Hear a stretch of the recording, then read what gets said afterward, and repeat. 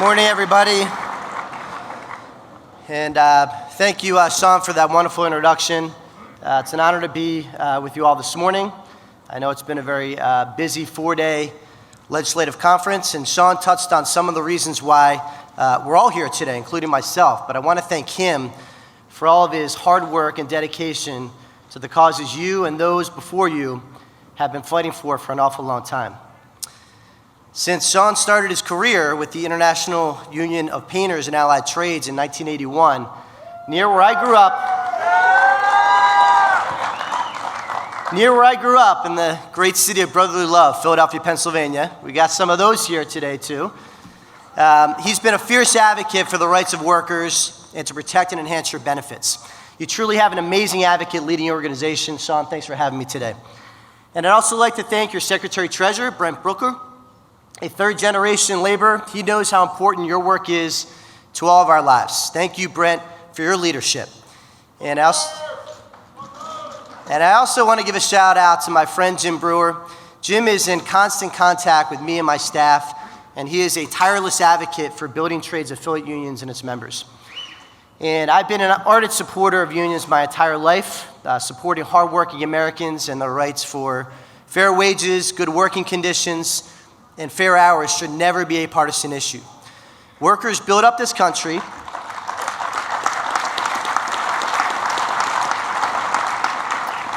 Workers build up this country, and it's their sweat and hard work which built the greatest country the world has ever known. And since I started in Congress, in the 115th Congress in 2017, I've been all in and will always be all in for the building trades and all of your affiliate unions. And I've never stopped advocating and fighting for jobs and strong labor standards. And as a member of the Transportation and Infrastructure Committee, rest assured that we have a strong bipartisan bloc that is working to ensure we invest in America and the people who build it. And I worked for months with my Senate colleagues on both sides of the aisle on the $1.2 trillion bipartisan infrastructure law to make sure that it would include common sense labor protections and be able to deliver for workers and every single American. And for years, everyone has talked about how much we needed this big infrastructure deal. And I was proud to help finally deliver it and provide that block of votes in my bipartisan Problem Solvers Caucus to cross the finish line with that bill. So now, skilled workers like you across the country will be better at building bridges, roads, airports, broadband connectivity, water infrastructure. You know all of the projects you're going to be working on. And this 5-year bill will invest in safer, more efficient, and more sustainable infrastructure. And you're all critical now to making that happen. And this investment by the federal government will spur decades of projects, private investment, and growth in communities across our country, increasing the need for skilled workers like you all. I made Davis-Bacon a top priority in the negotiations for this infrastructure bill. And for every single Davis-Bacon vote, since I became a member of Congress and until I leave, I will be there on every single one of those votes for you.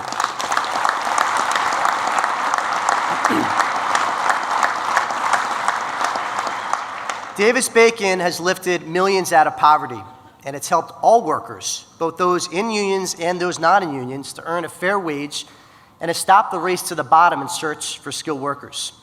I'm a supporter of Davis-Bacon not just because it pays a fair wage to workers, but also because it saves taxpayers money. The data is clear. Paying a fair wage allows Americans to support themselves, their families, to have access to affordable health coverage and save for retirement. It ensures workers are paid a fair wage in their community.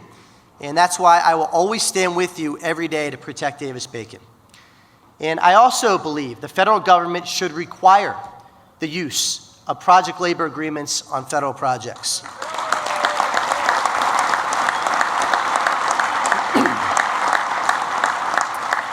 Multiple studies have shown that PLAs prevent costly delays in delivering projects and have a larger economic benefits for the community. And when it comes to the bidding process, we must ensure a level playing field. And that is why I absolutely want to be the leader in the fight for fighting union-busting misclassification of workers, which is probably the most important thing I think our caucus is working on right now. By marking By marking these employees, and they are employees, as independent contractors, these businesses are undercutting the labor laws millions of Americans have spent decades fighting for and fighting to protect. From decent fair wages and earned health benefits to overtime laws and workers' compensation packages, these businesses are knowingly misclassifying their workforce to undercut worker protections. And let's be clear, besides making money on the backs of building tradesmen and tradeswomen, those engaging in this hiring practice are out to break your unions, making it easier to exploit your members. And we in Congress must fight this growing threat to good-paying jobs and ensure that we maintain a strong construction industry for our country. And with the bipartisan infrastructure law, we must ensure that contractors bidding on federally funded projects are correctly classifying their workers. This is the next phase of the infrastructure project we're working on. And our investments must be forward-thinking. Funded projects must take all reasonable measures to promote energy efficiency and lower the impact of the surrounding environment. And a strategic investment is one of the most cost-effective ways to reduce emissions and slow the rate of change our climate is experiencing. And many of you and your coworkers have worked in your respective fields your entire lives, carefully honing your skills and becoming experts in your fields. And as we all grow older, we need young people to enter the workforce and learn from all of you. Our economy and our communities continue to grow, and we are already seeing a shortage of skilled building trades workers. And I've stood with you to advocate for apprenticeships so we can train the next generation of skilled workers. A robust apprenticeship program with support and encouragement from the federal government is vital to meeting the demand for more skilled workers. And all these items I've touched upon today require bipartisan support. At a time when our country seems so divided, now more than ever, that is precisely what we need, is bipartisanship. I am the co-chair of a caucus called the Problem Solvers Caucus. It's equally divided between Democrats and Republicans. And as I mentioned before, it was our caucus that provided not additional votes, not padding, but outcome determinative votes to get the infrastructure bill across the finish line. And as you can imagine,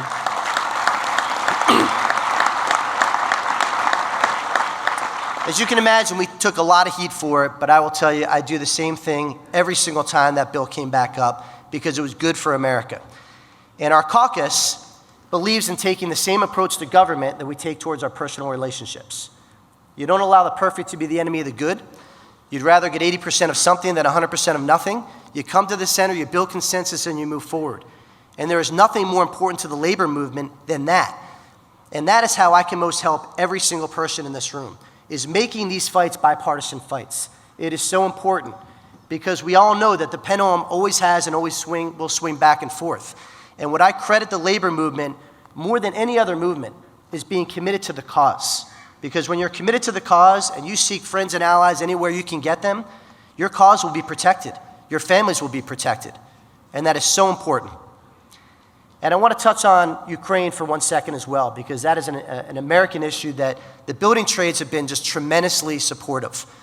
And on behalf of everybody in Ukraine, as someone who used to live there, I want to say thank you to your union leadership for stepping up to provide help for those in need. As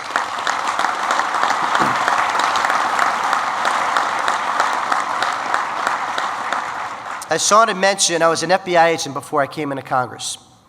And my last international assignment was in Ukraine. I lived there. Those people are my friends.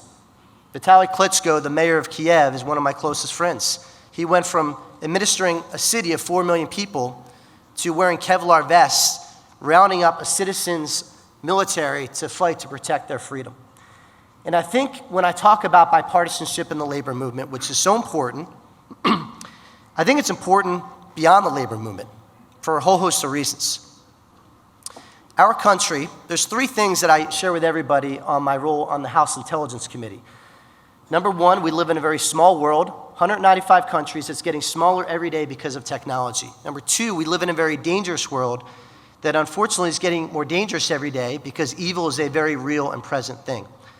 And number 3, we are a very young country. The United States of America is only 245 years old. That's just a few generations. And yet, we are the world's oldest democracy.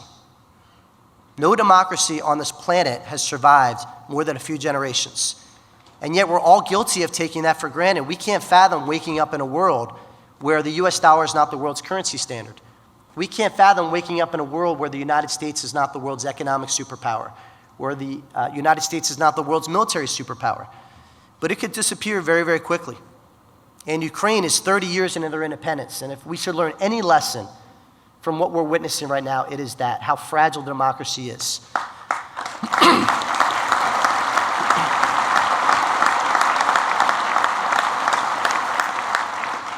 You're going to be hearing later on today from President Joe Biden, and President Biden tells him this all the time. Every time he speaks to President Xi Jinping tells him the same thing. He doesn't think that democracy can survive in the 21st century. He's told President Biden this many times. He said, democracy is too messy. You guys are changing course every couple of years. There's all this gridlock. He says, dictatorships, they're on the superhighway. They're not, bound by political pressures. They're investing all the money they need in all the areas: artificial intelligence, quantum computing, machine learning, semiconductor production. You guys are too busy fighting. Well, we need to prove him wrong. And the way we prove him wrong is through bipartisanship.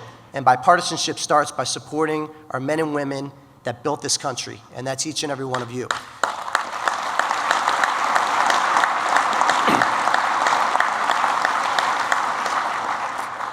And I want to leave you with two last thoughts.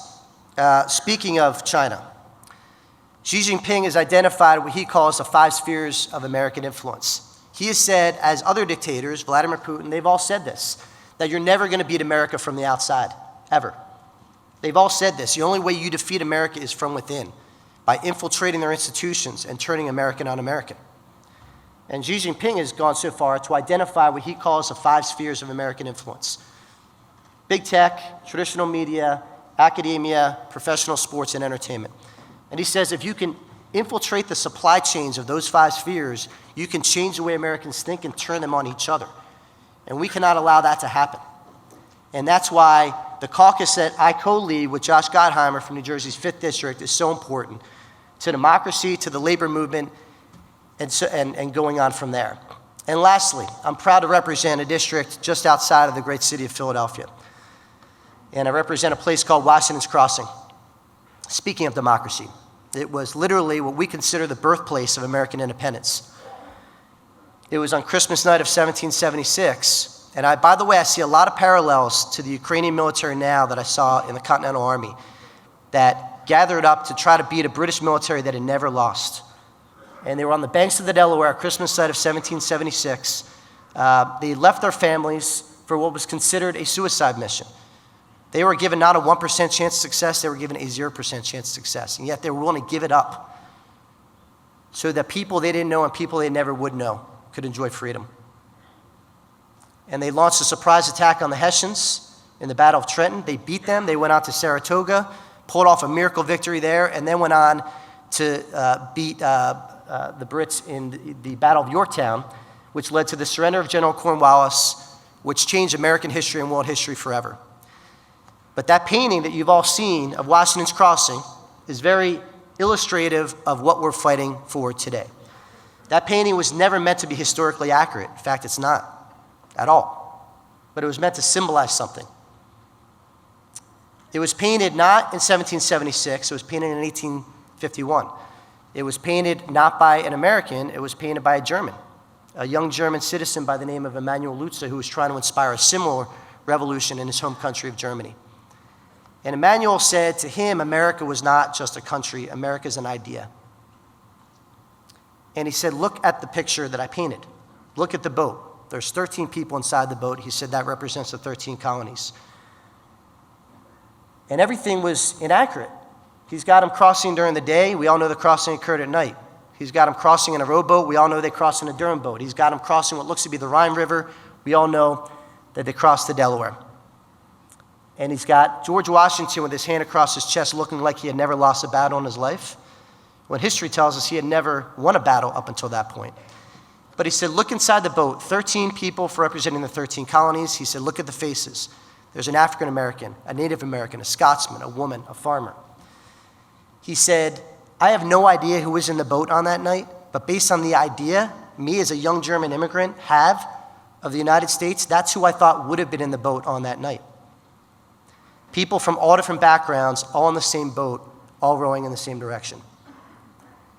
And when we talk about how precious democracy is and what Ukraine is fighting for right now, people that I lived with right before I took this job in Congress, that's what they're fighting for. And I want to leave you with this thank you. Thank you to the building trades for not only supporting the nuts and bolts of America, not only supporting good paying jobs, not only supporting us who support you, but standing up for people that don't have a voice. And right now, that's the Ukrainians. So I want to say to all of you, Slava Ukraina, glory be to Ukraine. Thank you for having their back. We will always have your back. God bless you.